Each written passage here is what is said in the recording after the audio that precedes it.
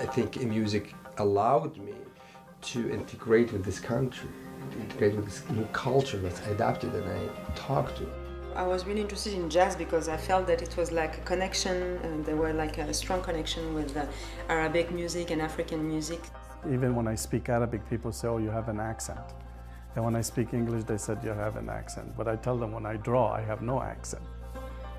Major funding for Arab American Stories was provided by Mohammed and Jamie El Arian, the Arab American Community of Michigan, the Arab American Community of Houston, Texas, the American Syrian Arab Cultural Association of Michigan.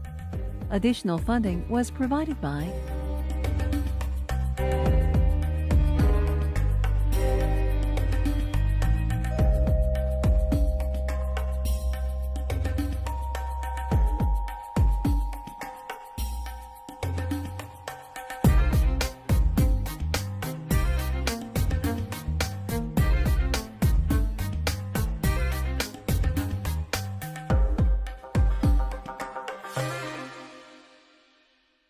These artists have all found new expression in their work by coming to America. Oud player and composer Rahim AlHaj fled Iraq for political reasons. Now he fuses Middle Eastern and Western influences together in his music. Malika Zarra was born in Morocco, grew up in France, and found a creative home in New York's multicultural music scene. And Detroit artist Adnan Charara explores the idea of identity personally and cosmically in his painting and sculpture. Virtuoso oud player and composer Rahim AlHaj explores both Eastern and Western musical traditions in an innovative contemporary style all his own.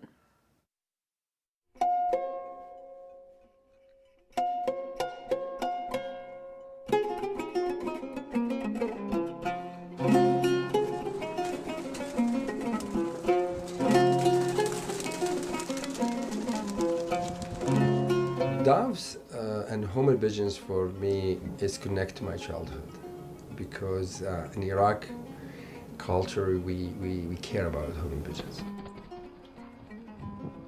And being in the United States for over more than 12 years, and always I have searched for home. Having human pigeon in my home is always a reminder for me that I have a home. Because home pigeons, you fly them, and then no matter what, they can come back. Ready? So first, start now.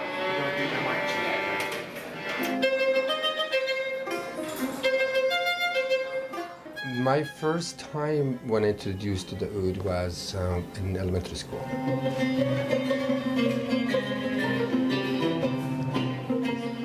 Fascinated by the sound of it, and I was just like, it was amazed, and I felt like this is it, this is my life, and I have to continue with it.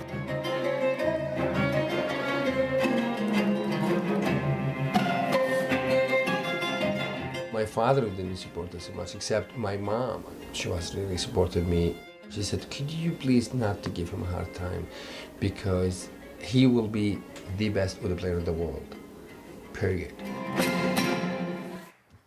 Ladies and gentlemen, please welcome Rahim AlHaj and the Little Earth Orchestra.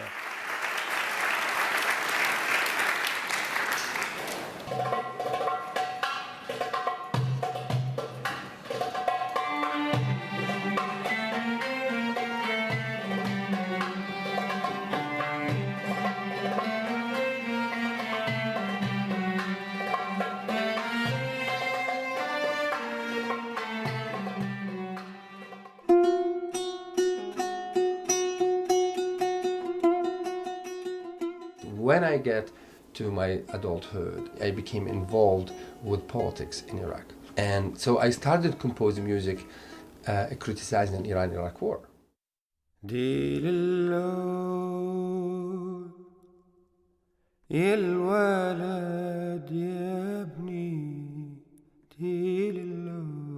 When of the piece. It was very well known in Iraq. It's called Why, and it becomes really very famous song in Iraq. And people, they start singing it in the street, and, you know, in schools, and that's why it became necessary for me to escape Iraq, because I'm Iraqi working with against the Iraqi government.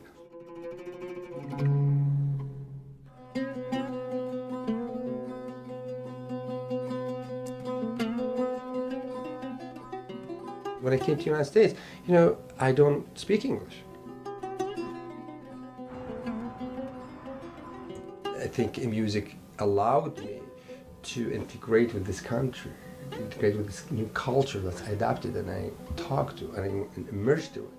I have a beautiful memory here. I mean, that's where I started my life again as a musician in this place. This is Tom Grano. Hey. Hi, Michael. I remember you. Yeah, didn't you?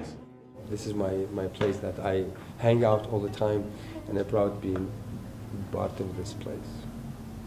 The street was blocked here because there was a protest at the university. We're just 2 blocks from the university. It was a protest against the war. So Rahim couldn't get here because they had the street blocked off. And everybody had to, you know, really work hard to get to the place, and the place was filled. So I started record in the studio, and I produced my first CD called The Second Baghdad, and it became really known in the United States. And after that, in 2005, Smithsonian contacted me to do a record for them. Then I went there to record my record with them. It's called When the Soul Settled, the Music of Iraq.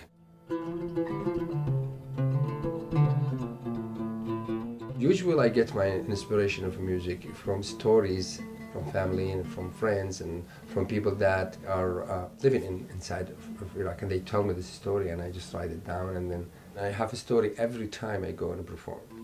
And I made difference a lot by making feel people different about Arab, how they looked at the Arab differently, and specifically with the music particularly, because whatever I performed, they came to me and said, you know, I've never heard oud before, but this is beautiful. And when they hear the story also, they make a huge difference, because all of us, we are here in different background, in different culture, and different language, and a different color, and together we make a beautiful picture of it, to make peace, to be compassionate, and make music to make people think that, you know what, it's beautiful to live together.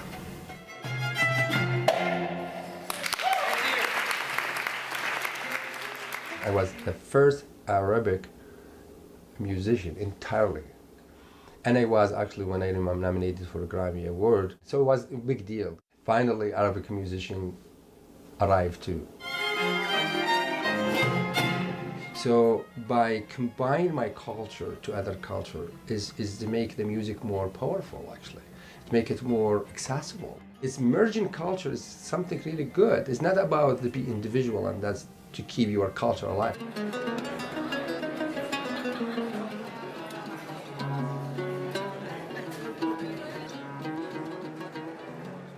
Maybe we are different culture and different color and different background. Politics always divide us, but music always bring us together, no matter what.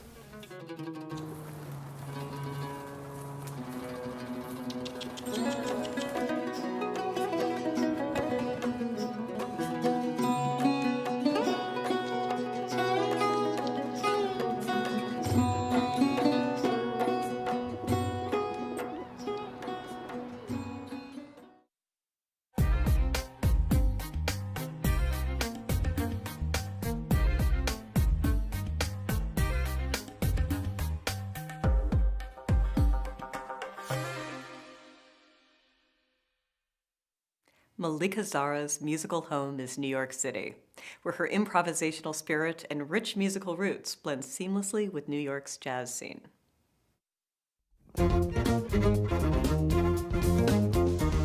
مرحبا بكم. أنا مالكة زارا مغربية شلحة. J'ai grandi en France and now I'm living in New York.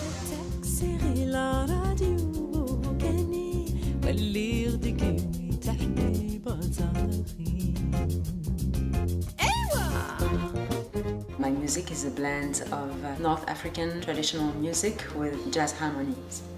So Berber Taxi is a traditional song that my mother used to sing. It's in a Berber language or Amazigh language. It's about a young person who lives in an isolated place and she calls out her love through a taxi driver.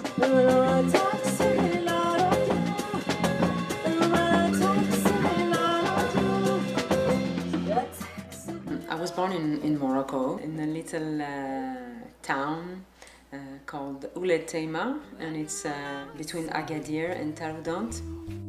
When I was a little girl, immigrated to France, I'm really grateful to my parents because I can see really clearly that how much the effort that they had to put, you know, to leave their own country and their family and go to Europe from North Africa, because it was really another world. And in France, there were a lot of racism and ignorance about the culture of the others. Growing up in Arabic family, we had like parties and there were people coming from different parts of the world and each person bring his own food and music, etc. And all this misunderstanding of the other disappeared. So I was really, since I was a little girl, I really understood clearly that art is an amazing tool for peace.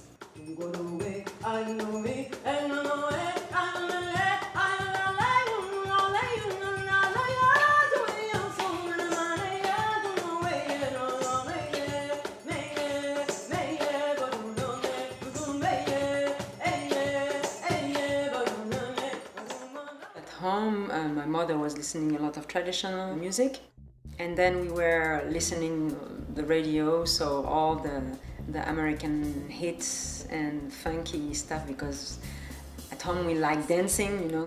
And then I wanted to study really music more. I went to the conservatory when I started singing, but I didn't like it. I felt that it was like too much, too far from my culture, and I was looking for something that helped me to open more. And so I went to a jazz school, and I was really interested in jazz because I felt that it was like a connection, and there were like a strong connection with Arabic music and African music, since it has this improvisation.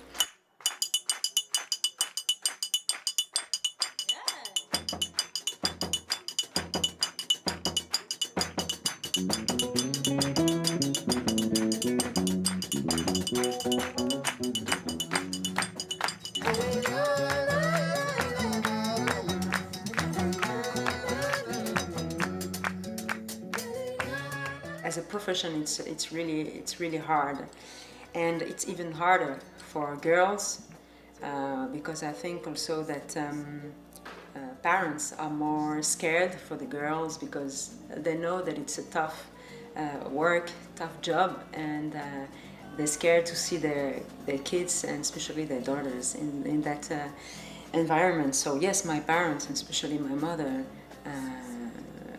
it was really tough for her, but I did it many times, many years hiding. After a while my mother started finding out, and then it was like a big war. And after a few years she sees that, you know, I didn't become like crazy, and I still the same, and you know, so. Thank you so much. And the next one is called Tamazir, and it's a tribute to women, and it's in Amazigh language or Berber language.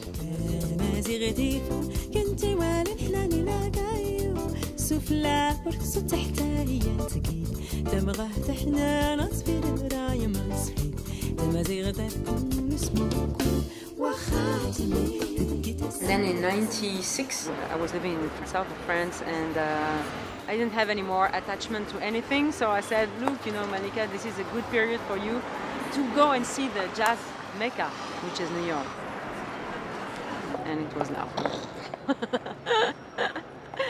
The things that I really love in New York that really inspire me, there's so many competitions, so many amazing artists coming from all over the world. And it's constantly moving, and it's really refreshing, and meeting all these new people, and it pushes you to overcome yourself. You always have to work hard because yeah, one day you can be something, and the other day, you know, you can be nothing, because there's always new things coming up.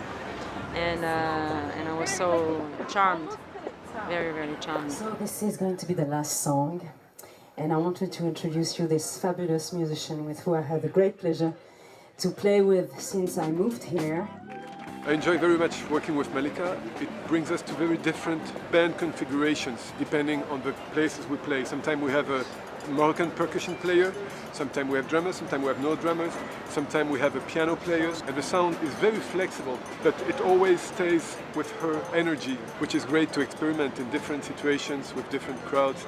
Her style, you don't see it every day. It's something very unique. I learned so much, you know, by playing with Malika. I'm from Suriname, South America, and the accents are similar to Moroccan music, but with melodies and bass lines and like those other percussion, it gets a whole different character. I like a challenge, so I'm having fun doing it. The way she sings, it's not a traditional music, you know. It's her vision of her tradition. I really respect and love the way she uses her voice in the music, and I try to serve the music, you know, as the best I can. The more I play music, more I meet people, and more I realize that at some point we all are connected to each other. And through music, this is what I experiment more and more, and I think it's really beautiful.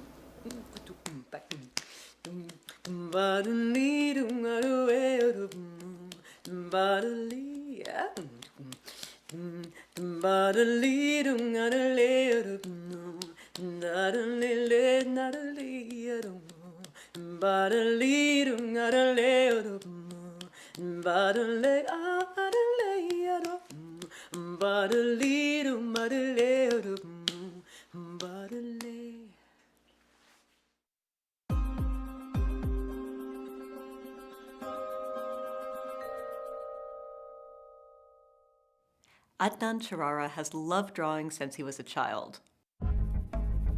You know how quickly when you were a kid, you know, the first time you grab that pencil and you just express yourself and you just wanted to draw and show this emotion and your feeling. He grew up in Lebanon and Sierra Leone and came to the United States for college. I came to the US at the age of 19 and to study architecture and city planning, and knowingly that I wanted to be an artist. His vast studio is a repository of his art and the materials of his art, found objects which inspire his playful exploration of identity. When I speak Arabic, people say, oh, you have an accent. And when I speak English, they said, you have an accent. But I tell them when I draw, I have no accent. You know, and I feel art is a universal language. And that's what I try to also draw in my art. You know, like a guy with a big nose or a square body or something. It symbolizes everybody. It doesn't matter where you come from, what color it is, or you know, we all have feelings. We all have the same tears. We all have the same laughters and happiness. I have a purpose with my art. I'm not trying to tell them, oh no, change your mind or something. Just look and find your way. I studied architecture, but I knew I always wanted to be an artist, and I did this thing. It's the same thing as like, this is the hammer that wanted to be a conductor, wanted to be a musician. Oh, you see, this is to me as the immigrant coming to America. I came with my knowledge, with everything to better my knowledge, but also to give.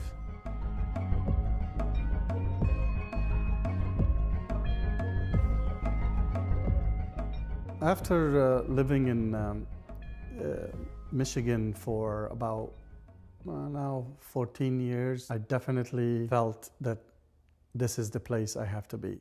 As an Arab American, I feel this is my home, my place where I can create something new to add, you know, to the fabric and make it a tighter fabric, a better fabric, more colorful.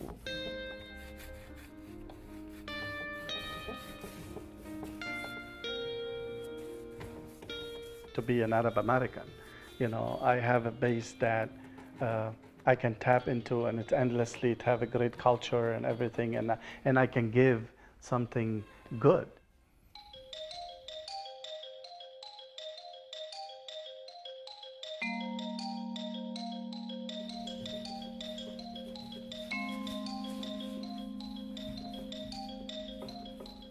It's about to show people that don't be afraid to say who you are, because you're only lying to yourself. All my life I wanted to be an artist, and I am an artist, and I'll always be an artist, and I want to create a studio where I can interact with others, and also I'm very well connected with Detroit, and I feel with the industrial, with the struggle. Just like my found objects, that the things I create, I felt that people use those tools and they think that they don't have any more use for it because something new is in the market or things like that, and then I give them this whole new rebirth. So, and I felt that's what Detroit is. It's you could be an artist and you can voice your own voice. I just found these recently in an estate sale, and as soon as I picked them up, I could see, like, you know, a man screaming, but that's like at the beginning, both of them, like these two old men that have been tired sitting in a box and waiting for so long for somebody to come and pick them up, and I was so excited to get them. These are the starting point. I mean, this is a world I try to create. Here, as you can see, the melancholy hammer that I built from found objects. And although itself is, it's very effective to show what I'm trying to portray, but it wasn't enough for me. I wanted to create the character and show the character in a much more deeper and heavier meaning. So I don't know where it takes me. This is just a beginning of putting something together and forming an identity, a new identity. But yet it was taken from a past. And I feel like these things were gonna be thrown out. And same thing like also an immigrant, you know, like he comes first to a country, whether they run away from war or they run away because of certain political turmoil or whatever it is, or coming for education or something, they end up taking the harder jobs. They end up moving forward, and they grow and they give something.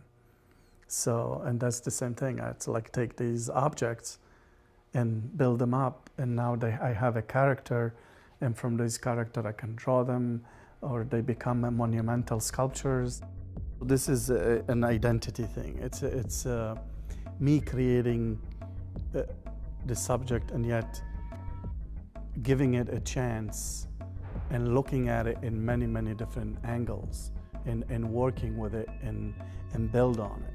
So it's all coming from the self and from seeing things around and translate and retranslate it so the audience can look at it in a whole new way. Most important thing I find out is, like, you cannot hide behind your finger. You are who you are. And my wife always tells me, what's that mean?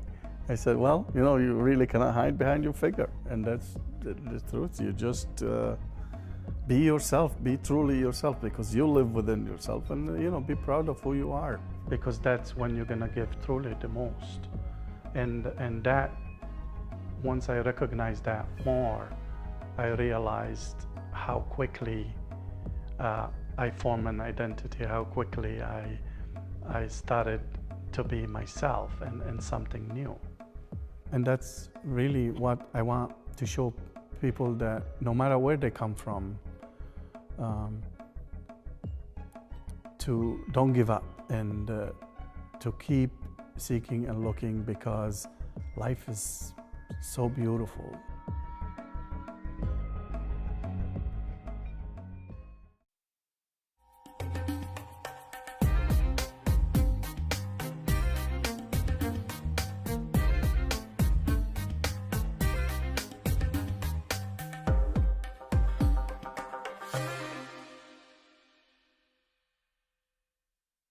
I am Neda Ulabi.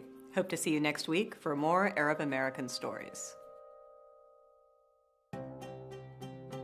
Major funding for Arab American Stories was provided by Mohammed and Jamie AlHaj, the Arab American Community of Michigan, the Arab American Community of Houston, Texas, the American Syrian Arab Cultural Association of Michigan. Additional funding was provided by